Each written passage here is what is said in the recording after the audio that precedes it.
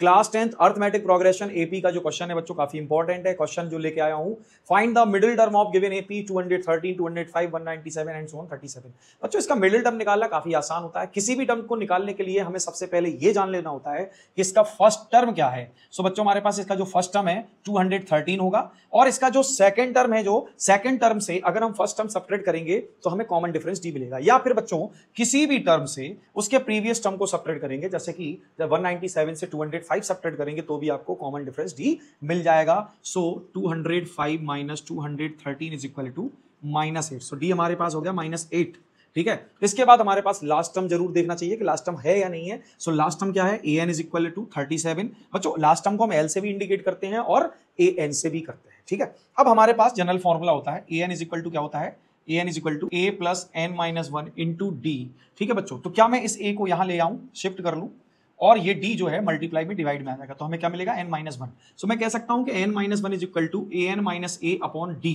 ठीक है, ये फॉर्मूला हम यूज कर लेंगे, ये फॉर्मूला हम यूज कर लेंगे। n minus 1 is equal to A N minus A upon D. So n minus 1 is equal to बच्चों 37 माइनस 213 अपॉन -8। सो अब इसको सब्ट्रैक्ट कर लेते, 13 माइनस 7 कितना होता है, 6। 13 माइनस 7 कितना होता है, 6। 10 माइनस 3 7, 10 माइनस 3 7, और ये 1 माइनस, और बच्चों यहां आएगा -8, n minus 1 is equal to. So ये cancel out, n minus 1 is equal to बच्चों व्हाट, 8 2 जा 16, 8 2 जा 16। So n is equal to आ गया हमारे पास 22 plus 1। So n is equal to 23। अब बच्चों हमें फाइंड करना था इसका middle term, middle term find करना था। मिडिल टर्म फाइंड करने के लिए हमें क्या करना होगा, सबसे पहले इस n को ऑब्जर्व करना होगा, ये ऑड है या इवन है। अगर n हमारा ऑड है तो बच्चों हम मिडिल टर्म निकालने के लिए n प्लस 1 अपॉन 2 कर देंगे। ठीक है, सो हमारे पास n कैसा है, ऑड है, तो हमारे पास जो मिडिल टर्म आएगा, middle term of AP is equal to बच्चों n plus 1 upon 2। It means this is 23 plus 1 upon 2। Middle term जो है वो हो जाएगा 12।